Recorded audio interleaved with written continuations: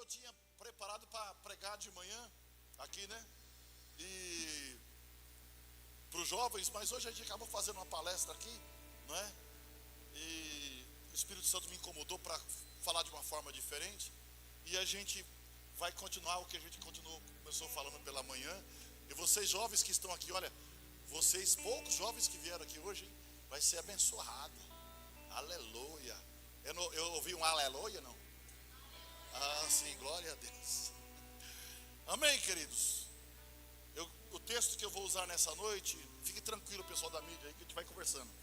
Lucas 10, 40, 1 Pedro 5 e 8, Hebreus 12, Provérbios 4, 25. Então, meus irmãos, eu quero ler alguns versículos para dar base que nós vamos pregar aqui nessa noite. Cuidando com as distrações, porque elas roubam você do propósito que Deus tem na sua vida. Amém? 1 Pedro capítulo 5, verso 8. Sede sóbrios. Quem está bêbado está sóbrio? Sim ou não? Sim ou não? Então fala, sede sóbrios. Vigiai, porque o diabo, vosso adversário, anda em derredor, bramando como leão, buscando quem possa tragar. Ou seja, Satanás, ele quer dar um tombo, não é?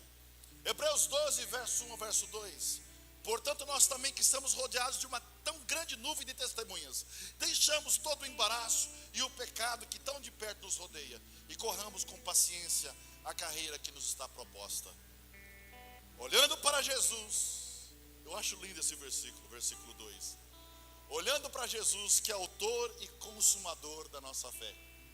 Ele criou a fé, ele consome essa fé, ou seja, ele fica muito feliz quando você usa a fé. Amém? Provérbios 4, verso 25 ao 27. Provérbios 4, capítulo 4, verso 25 ao 27. Os teus olhos olhem para frente, as tuas pálpebras olhem diretamente diante de ti. Pondera a vereda de teus pés, e todos os teus caminhos sejam bem ordenados. Não declines nem para a direita, nem para a esquerda. Tome cuidado, retire o teu pé do mal.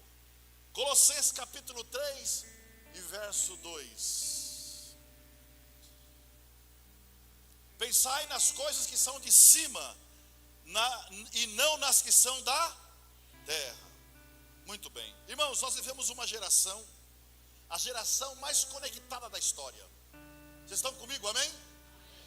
Então, nós temos informação em excesso, notificação a cada minuto. Eu fico tirando as notificações do meu celular, algumas eu não consegui ainda, porque você está lá, daqui a pouco chega um negócio lá, né? Redes sociais disputando a sua atenção, suas preocupações legítimas que deveriam ocupar sua mente, a rede social está tomando. Distração, hoje tem nome moderno: excesso de informação. Sim ou não? O problema não é fazer muito, o problema é fazer muito longe do centro da vontade de Deus. Queridos, eu quero falar um pouco sobre Marta. Naquele episódio que Jesus foi até a casa de Lázaro, que já havia morrido havia 4 dias morrido, e Jesus vai ali, não é? Então a distração não é pecado, mas às vezes ela pode virar um pecado, um desvio sutil. Lucas capítulo 10, no verso 40 em diante, até um pouco antes, vocês vão ver, que mostra que Marta servia, Marta trabalhava e ela organizava. Então veja que Jesus foi até a casa de Marta, porque o irmão dela, Lázaro, havia morrido há 4 dias. Eu quero falar um pouquinho mais para frente. Mas diz a palavra de Deus em Lucas 10 e 40 que Marta, porém, estava distraída em muitos serviços. E aproximando-se Jesus, disse: Senhor, não te importas que minha irmã me deixe servir só? Diz-lhe, pois, que ela venha me ajudar. Porque, e respondendo Jesus: Marta, Marta, você está ansiosa, afadigada com muitas coisas, mas uma só é necessária. E Maria escolheu a boa parte, a qual não será retirada. Quantas irmãs deixaram de vir para a igreja porque tinha que limpar a casa? Não, levanta a mão. Calma, eu estou só conversando. Quantas irmãs deixaram de vir para a igreja porque tinha que limpar a casa? E pode ser que tenha gente que está me vendo, que dormiu o dia inteiro, porque hoje é domingo, e acordou agora para limpar a casa, e amanhã vai trabalhar, então agora eu preciso limpar a casa, não é? Então veja que às vezes as distrações e o serviço nos faz afastar de Deus. Então não vai limpar a casa, não é isso que eu estou dizendo. Distração toma tempo que era do serviço.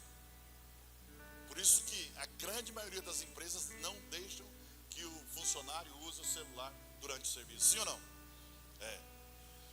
Mas Jesus disse que ela estava ansiosa, porque ela estava ali, parece que eu vejo, né? A Marta ia arrumando as coisas, e para cá e para lá, e não sei o quê, e a Maria só ouvindo Jesus, folgada da Maria. Ô Jesus, dá para você liberar a Maria para ela me ajudar? Porque eu não aguento mais fazer esse serviço sozinha. Sim ou não? É mais ou menos isso que está escrito aqui, né? Então a distração não começa com grandes quedas, ela começa com pequenos desvios de foco. Hoje o inimigo não precisa mais tirar você da igreja. Basta a sua atenção, basta ocupar a sua mente, basta preencher a sua agenda. 1 Pedro capítulo 5, verso 8 fala: sede sóbrios, seja atento, ligado, vigiai. Quem não vigia se dispersa, quem não concentra perde tempo. Sim ou não? E aí tem muitas doenças que inventaram. Déficit de atenção da repimboca da parafuseta. Déficit, é tudo déficit. Pega uma correia larga daquela que meu pai usava, que cura todo tipo de déficit. Ai, agora é déficit, tadinho. É autismo grau 1, grau 2, grau 3, o moleque xinga, mete o pé nos outros, é autista. Irmão, cuidado, tem autista mesmo. Mas tem uns diagnósticos, tem um médico que fala que não existe. Ele é combatido da internet aí, ele fala que não existe isso. Mas aí se vocês quiserem eu mando o vídeo dele. Ele é um cara que entende bastante. Ele dá outros nomes para essas coisas, outras doenças inclusive, mas não o autismo. Mas eu não estou aqui para falar disso. Eu tenho inclusive um filho da minha prima autista severo, violento. Aí é outra conversa. Mas o moleque é sem vergonha. Me dá, chuta, não sei o quê. Aí vou levar ele no médico. Vai levar ele no médico. No meu tempo eu tinha a doutora Cinta e doutor Cinta. Era um casal de psicólogos, psiquiatras que resolvia, rapaz do céu. Eita glória. E tinha o assistente deles também. Minha mãe levava um chumacinho de vara, porque eu era terrível na igreja. Se tinha autista era eu. Eu era autista.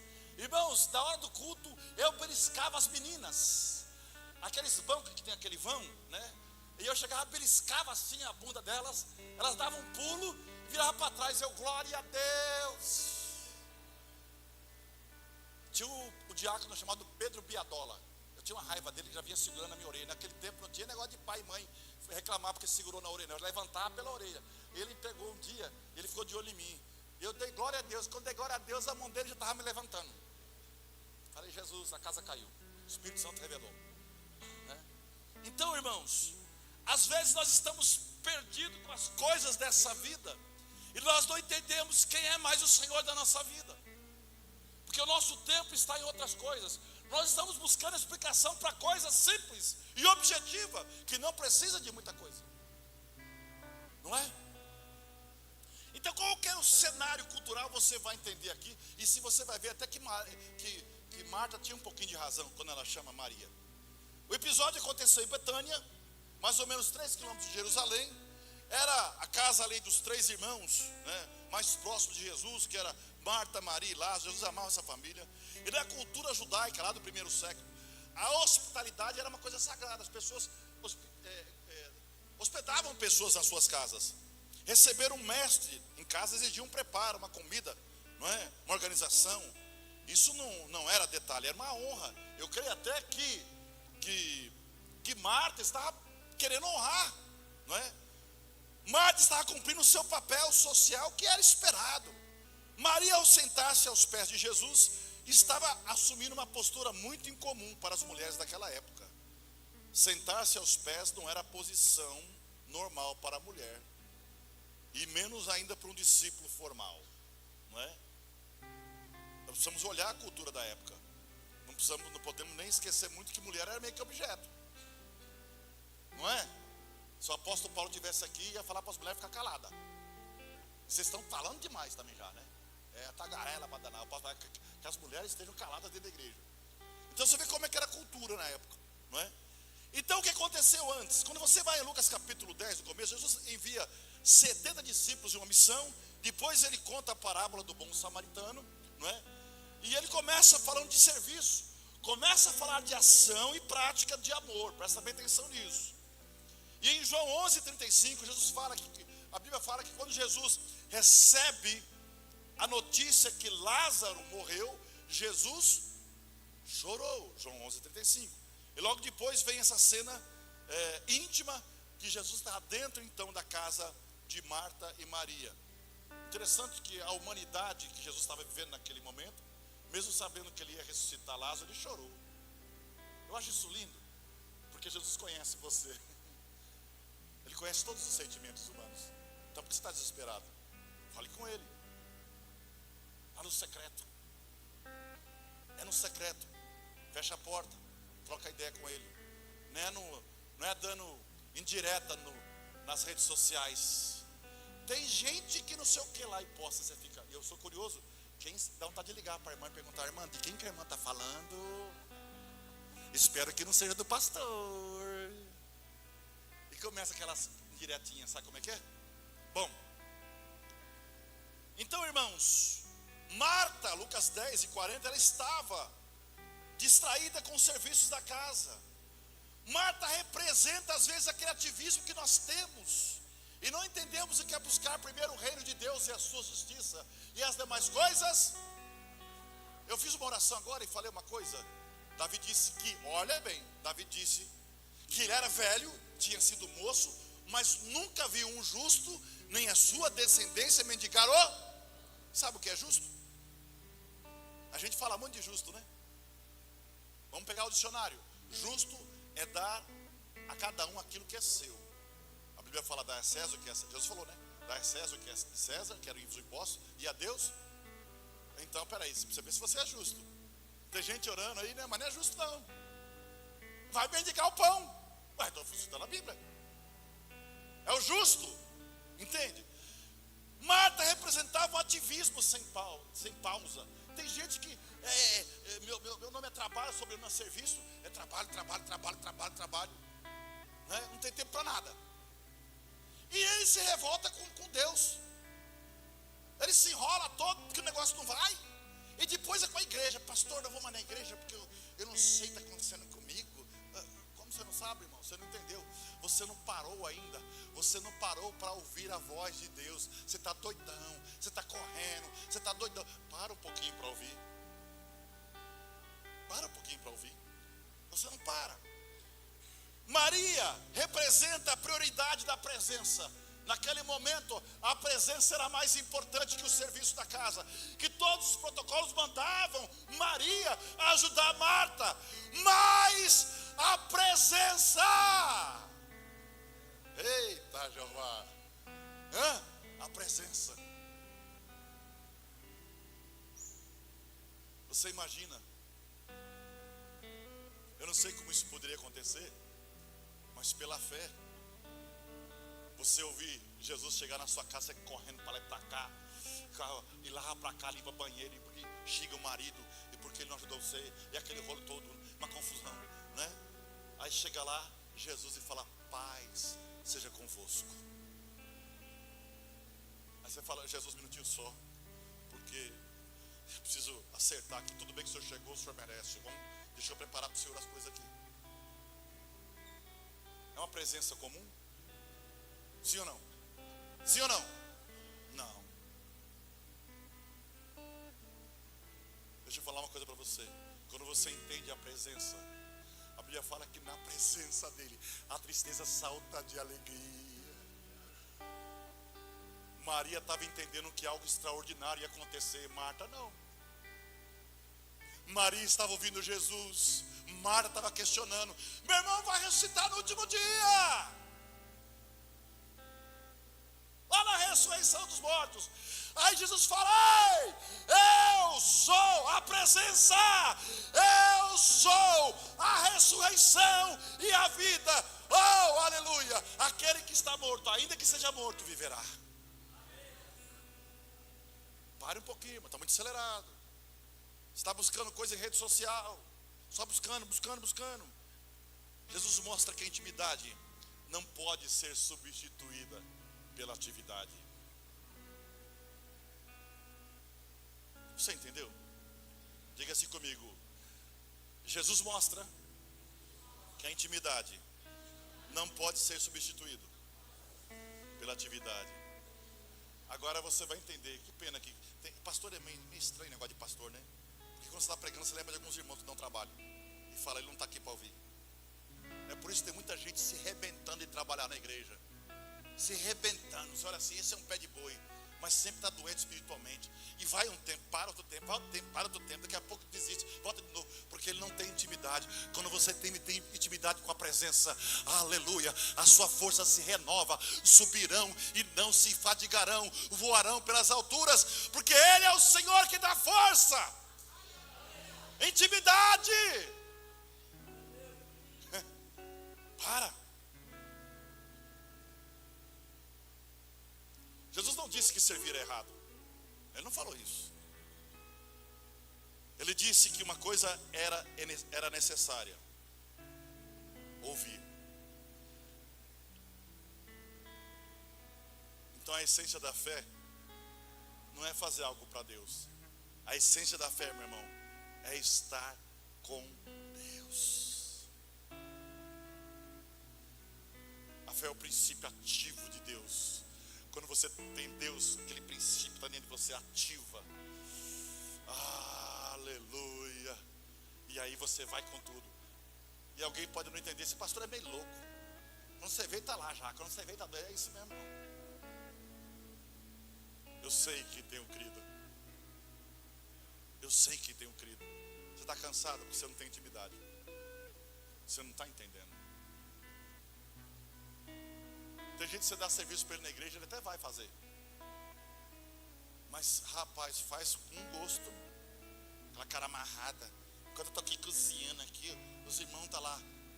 A Marta, os irmãos estão lá ouvindo a palavra. Eu estou aqui cozinhando. Ele não entendeu a importância que ele tem. Para você estar aqui limpinho, cheirosinho, alguém precisou limpar esse lugar.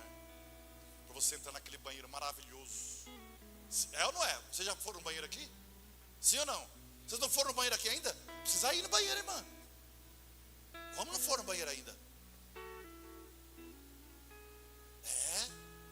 Vai passear lá, vai fazer selfie. Aproveita que lá tem um espelho e tem até um LED do lado. Você vai aqui, ó. Vai lá. Alguém precisou fazer com muito carinho aquilo.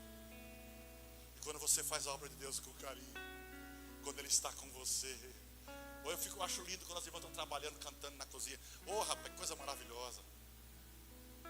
Eu só recebo elogio de vocês. Mais uma vez eu recebi elogio hoje. De novo eu recebi: pastor, como é leve esse povo. Eu penso: pesado é estar para mim, para você está leve. Vai nessa. Queridos, a distração moderna tem outros nomes: excesso de tarefas, notificações, pressões até legítimas. Mas esse texto nos ensina um princípio muito claro: antes de servir a Cristo, nós precisamos ouvir a Cristo. Antes de trabalhar para Ele, precisamos estar com Ele. Aí eu tenho até medo de pregar. Um dia eu preguei isso aqui, sabe o que aconteceu? Uma irmã falou: pastor, agora eu vou sentar no banco, eu preciso ouvir Jesus, porque eu estou trabalhando, às vezes estou distraído, não ouço a palavra. Eu falei: Jesus não entendeu nada. Tinha gente perguntando que dia que ia mudar o culto. Só para você ver como o ser humano é complicado. Antes de você trabalhar, irmão, para Ele, precisamos estar com Ele, porque o serviço sem presença Serviço sem presença traz ansiedade e frustração. Mas a presença gera o equilíbrio no serviço. Já preguei sobre isso. Quando você entende que você não tem a missão que tem em você. Eu sempre falo daquele filme Resgate do Soldado Ryan. O capitão põe um contingente inteiro para salvar um homem. E um sargento discute com o capitão, fala: capitão, por que nós estamos lá nos expondo desse jeito? E os nossos soldados estão morrendo para salvar um homem. O capitão diz o seguinte, viu? O capitão entendia que ele não tinha missão. A missão é que tinha ele. Ele disse, viu, eu não discuto ordem para baixo de mim. Eu não reclamo ordem para baixo de mim. Eu reclamo para cima de mim. Eu falo para cima de mim. Ele quis dizer, se eu tiver que falar com alguém, vou falar sobre a missão, eu falo com o major, com o tenente coronel, com o coronel ou com o general. Mas com você não. A missão me tem. Não é eu que tenho a missão. E o último a morrer foi ele, o capitão. Ele olha para o Brian e diz para ele, espero que tenha valido a pena. Jesus pergunta para você, espero que tenha valido a pena eu entregar a minha vida por você na cruz do Calvário.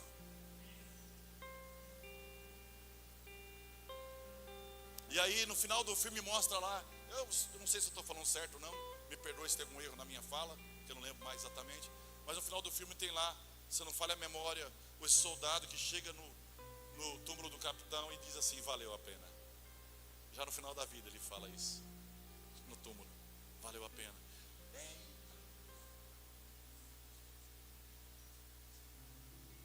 Eita! Eu acho que não vou lembrar a letra, mas é mais ou menos assim. Não compreendo os teus caminhos. Eita, gente, tá bom o negócio hoje, hein? Mas a ti darei a minha canção, doces palavras te darei. Me sustenta. Para um pouquinho só. Esse hino é um hino de quem conhece a missão. Aleluia. Esse hino é um hino de quem sabe em quem tem crido. Esse é o hino de quem não desiste. Não importa. A mulher de Jó chega para Jó naquela miséria, naquela desgraça. O homem que outrora era rico. Jó, amaldiçoa esse teu Deus e morre, Jó. Mulher, eu sei em quem eu tenho crido. Ainda que ele me mate, eu nele esperarei. Ainda que a minha carne se consuma nos meus ossos, eu verei a Deus.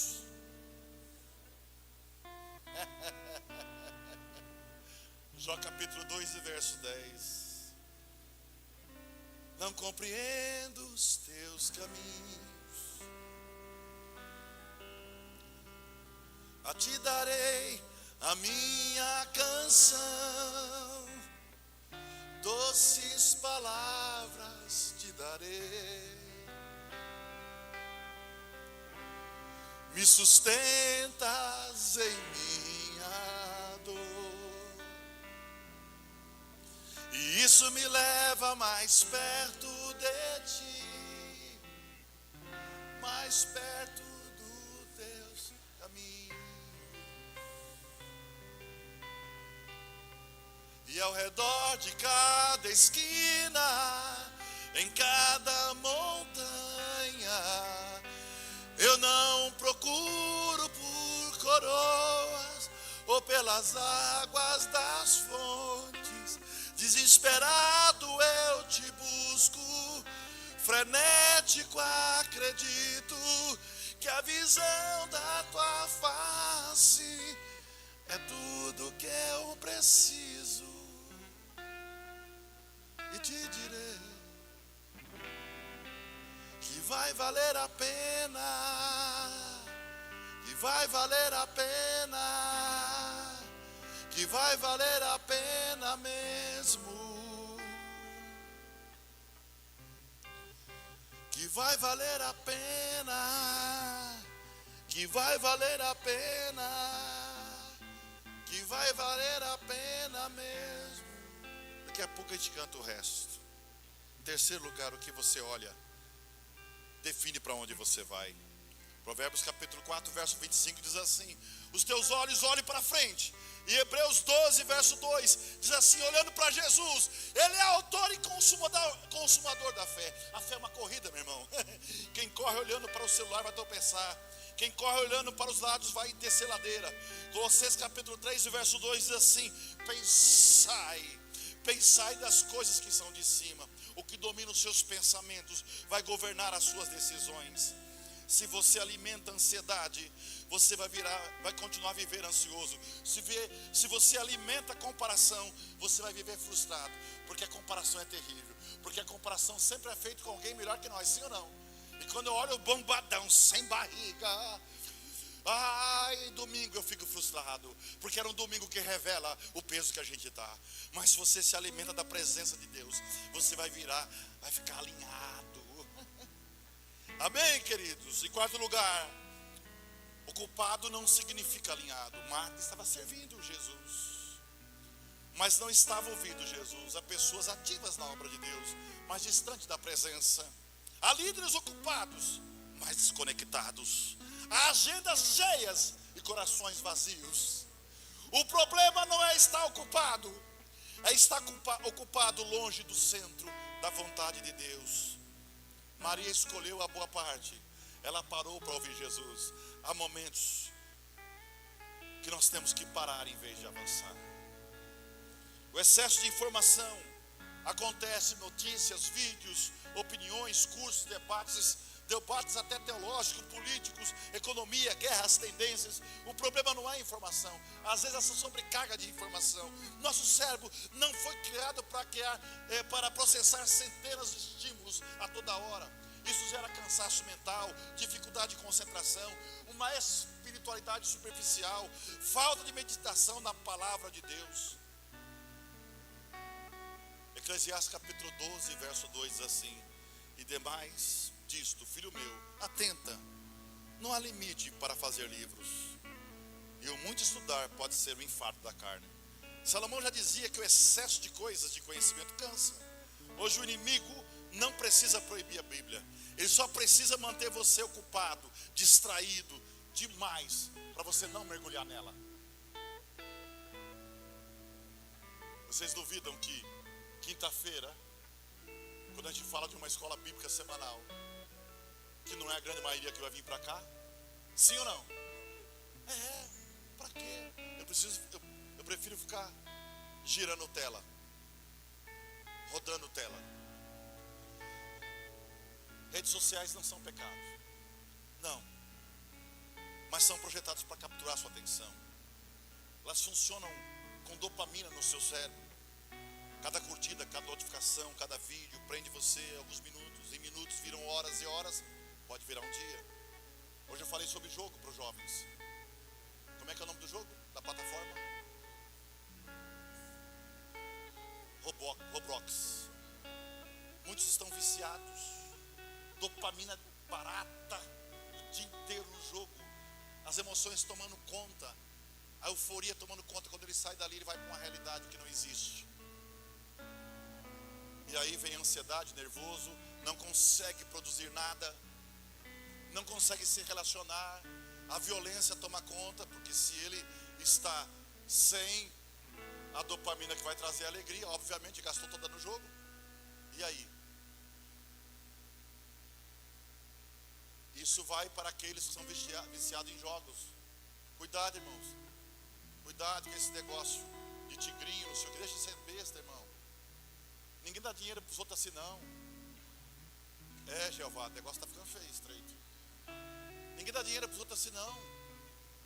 Uma senhora se suicidou aqui porque devia um dinheirão na mão de agiota. E se você está nessa condição, você que está me ouvindo e vendo agora, eu vou dizer para você nessa noite, alguém que vai te libertar. Se pois o Filho do Homem te libertar, verdadeiramente sereis livres. Jesus não chamou você para ser escravo. Ele te chamou para a liberdade em Cristo Jesus. Amém, queridos? Então às vezes Horas e horas na internet, isso gera comparação constante, sensação de inadequação, vida espiritual fragmentada, perda de foco, não consegue se concentrar, você não consegue estudar mais. Senta lá para ler um texto na internet, responder uma prova, não consegue, porque aquilo não tem prazer. Você está viciado da dopamina barata. E aí nós temos a geração Z que não sabe nada. Eu perguntei de manhã algumas coisas hoje para os jovens aqui, não sabiam nada. Mas quando eu falei do tal do Orian, é isso? Como é que é? Oruan, eu nem sei falar o nome dessa desgraça. Quando eu falei o tal do Oruan, todo mundo sabia quem era. O pai é Marcinho VP, líder de tráfico no Rio de Janeiro, e milhões de jovens seguindo. Esse é o exemplo. E você, pai e mãe, boca aberta, nem sabe disso. Você não vê o que seus filhos estão vendo. E aí fala, pastor, o diabo levou meu filho. O diabo não, você abriu a porta e falou, Satanás, entra, vem aqui, toma conta dele aí. Não é assim. Vigiai e orai, estais firmes. Mateus 6, 22, Jesus falou assim, que a candeia do corpo são os olhos, de sorte que os olhos forem bons, todo o seu corpo terá luz. O que você está vendo? O que você está alimentando o seu cérebro? Pornografia, dopamina barata. Aí os casamentos acabam mesmo. Acaba.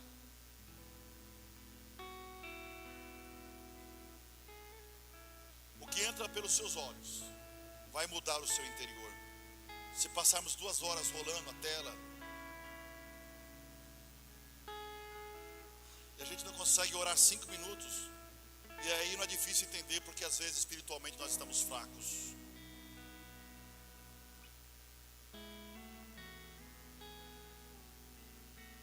E a ansiedade? A ansiedade nada mais é que, não é uma emoção, é um estado de uma mente dispersa, atrelada a um fato que nem existiu, que possivelmente não vai existir. Mas a fé é o contrário da ansiedade. A fé vive o presente, porque ela vê o invisível e crê no impossível. Deus é o Deus do presente, meu irmão. Então eu deixo para você que é ansioso e que vai orar a partir de hoje, Filipenses capítulo 4, verso 6. Não estejais inquietos. Ele fala, ei, Paulo fala, viu, não esteja inquieto por coisa alguma. Mas ele dá a receita para você não estar inquieto. Antes, ó, a receita está aí. Vossas petições sejam tudo conhecidas, falando com a vizinha, mandando um WhatsApp para o seu colega e postando no Facebook as indiretas. Está escrito isso aqui, né, irmão? Sim ou não? Mandando um WhatsApp para Jesus, sim ou não? Não. Quer sair da ansiedade? Antes as vossas petições sejam tudo conhecidas diante de Deus pelo WhatsApp, pelo Store do Instagram, pelo Reels. Tem mais um. Pelo status. Tem status que é do Satanás. Eu nunca vi um tanto demônio que parece aquele diabo de status. Não, aqui fala que tudo deve ser conhecido diante de Deus pela oração e súplica. E com uma coisa mais maluca que a fé pode produzir. Esse versículo aqui é coisa de doido mesmo. Porque ele fala para você orar, levar para ele as suas petições e já sair dando graça, agradecendo. Mas eu não recebi, pois é a fé. É ver o invisível, irmão, e crer no impossível. Esse é o Deus que você serve, meu irmão. Aleluia. Pastor, mas meu marido é o cão. Pois é, não vai virar anjo. Pastor, minha mulher é a jararaca. Pois é, ela vai virar aquela, vai deixar de ser cobra. Mas é aquela sem veneno. É a coral? Não, a coral tem veneno, né? Hein? A piton? A jiboia é perigoso, que ela abraça. Então não abraça. Cuidado, abraça não. Não, vamos na piton. A piton é melhor. A piton tem. Você que conhece aquele povo, aquele negócio lá do Curubu Teitê, aquele da região? Não? Então tá bom. Ora, irmão. Quando você entrar no seu quarto e você falar com ele, eu imagino Davi numa situação difícil, ele vai e faz uma oração, tira aquela roupa, a indumentária de rei, de presença, de respeito, coroa, tira tudo aquilo, se veste de roupa de saco e entra no secreto com Deus. Oh Deus, a minha alma angustia até a morte. Sacrifícios e obras o Senhor não quis, porque se o Senhor quisesse eu sou rei, eu daria tudo, eu poderia dar 1000 bois em sacrifício, 1000 animais. O problema não é o dinheiro. Mas olha para mim, Senhor, sonda-me, ó Deus, estou citando salmos, sonda-me, ó Deus, e conhece o meu coração, e vê se há em mim algum caminho mau, guia-me pelas veredas da justiça, por amor do teu nome. Ainda que eu andasse pelo vale da sombra da morte, eu não temeria mal algum, porque tu, Senhor, está comigo. Senhor, o Senhor não quer mais esse sacrifício, mas Senhor, olha para mim, um coração contrito e quebrantado o Senhor não vai desprezar. Aí Davi pegou o coração de Deus. O cara era rei, diferente de Saul, antes dele que foi rei, desce na condição de ninguém e fala: um coração quebrantado o Senhor não vai desprezar. É por isso que o doido do Davi foi chamado o homem segundo o coração de Deus. Deus não quer pessoas perfeitas, Ele não precisa. Ele quer você com o coração quebrantado. Coração quebrantado.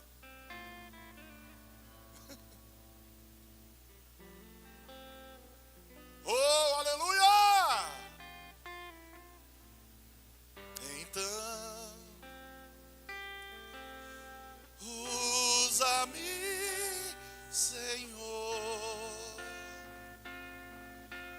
usa-me como um farol que brilha à noite, como fonte sobre as águas, como um abrigo no deserto, como flecha que acerta o alvo. Eu quero ser usado da maneira,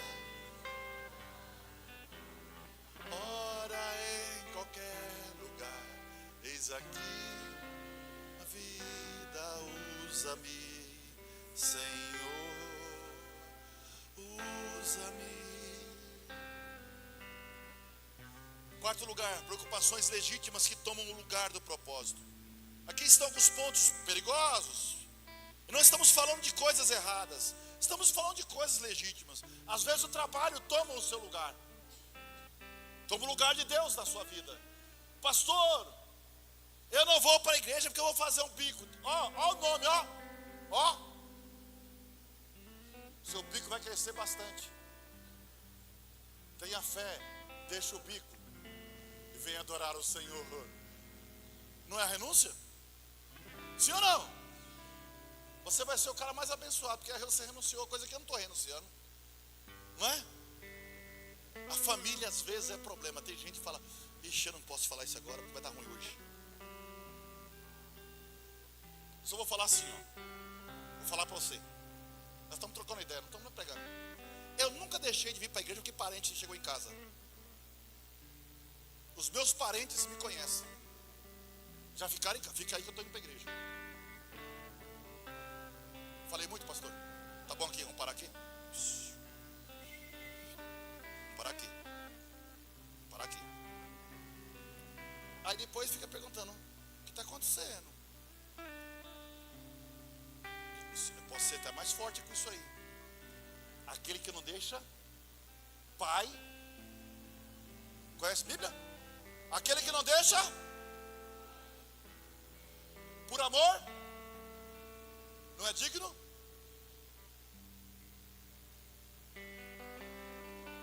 Teve um homem que chegou para Jesus: Jesus, eu vou enterrar meu pai lá, e daqui a pouco eu vou seguir o Senhor. Que Jesus falou assim: deixa os mortos enterrar os mortos, vem, segue-me. Porque realmente, depois que morreu, não dá para fazer mais nada. Dá para fazer? Não. Bom, então quando a sua prioridade é Deus, meu irmão, eu não estou falando de religioso. Religioso é outra conversa. Religioso é problema. Ixi, religioso é problema. Estou falando daquele que entende o seu chamado. Entende? Às vezes família é problema. Ai, pastor, então eu vou largar minha... Que eu não falei nada disso.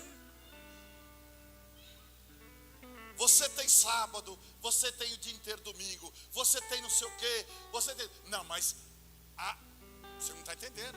É que você, justamente isso. É que você não soube lidar com o tempo que Deus te deu. Aí você se enrola. Não é? Se você contar o tempo que você vive em rede social, depois você vê que ficou tudo atrasado, você fala, aí presta atenção, o tempo que você perdeu. Então, às vezes, projetos não se afastam de Deus, responsabilidades que às vezes Deus não nos colocou, nos afastam de Deus. Marta estava servindo, mas ela estava distraída. O problema não é estar ocupado, é estar ocupado longe do centro da vontade de Deus. Você pode estar fazendo coisas boas e ainda assim estar fora do foco do reino. O que isso gera? Uma espiritualidade rasa, perda de profundidade de oração, dificuldade de ouvir Deus, vida cristã automática. Vai dizer que vai, não é? O inimigo não precisa tirar você da igreja, irmão. Basta tirar a sua atenção. Então, para nós encerrarmos nessa noite, estabeleça limites digitais, defina horários para oração antes da tela, faça jejum de rede social, periodicamente vê se ela vai dominar você ou você que domina ela. Reserve tempo intencional para o silêncio. Volte à meditação profunda da palavra de Deus.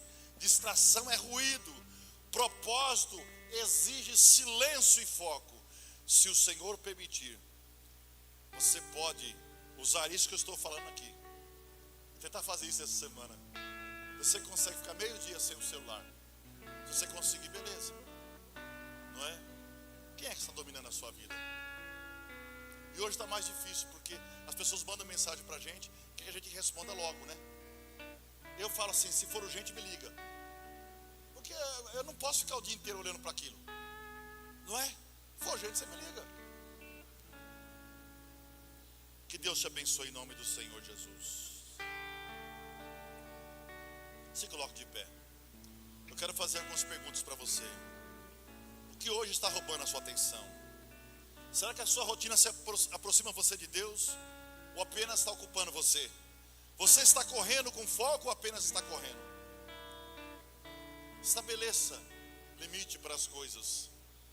Distração não vai destruir de uma vez. Ela desvia você pouco a pouco do foco. O inimigo não precisa derrubar você, basta desalinhar você. Hoje o Senhor está dizendo para você, como disse para Marta, uma só coisa é necessária. Uma só. Volte para o centro, volte para o foco, volte para a presença. Amém, queridos? Oh, aleluia. Eu quero orar por você.